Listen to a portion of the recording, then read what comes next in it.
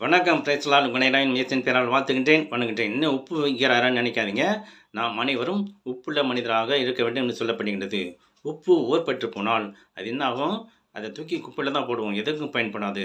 மனிதரால் மிதிக்கப்படும் என்று சொல்லப்படுகின்றது. நாம் செய்கின்ற செயல்களில் திறமையை காட்ட வேண்டும். ஒரு டாக்டர் படித்தாக்கா வர பேஷண்ட்டெல்லாம் ஆப்ரேஷன் பண்ணி சாவடிச்சாக்கா நீ டூப்ளிகேட் டாக்டர், நீ உப்பு இல்லாதவன். ஒரு என்ஜினியர் கட்டுற பில்டிங்லாம் இடிஞ்சு வந்தாக்கா நீ டூப்ளிகேட் என்ஜினியர், நீ உப்பு இல்லாதவன்.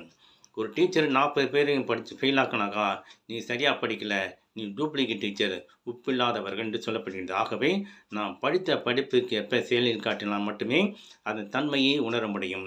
உப்பு ஊர்பட்டு போனால் அதை குப்பையில் போடப்படும். நாம் செய்கின்ற செயல்களை தப்பாய் போனால் நாம் தூக்கி குப்பையில் போடப்படும் என்று சொல்லப்படுகின்றது. லூக்கா நற்செய்தி அதிகாரம் 14:34 சொல்லப்படுகின்றது. நீங்களும் நானும் உப்புள்ள மனிதராக, உப்பில்லா மனிதராக சிந்தித்து செயல்படும்.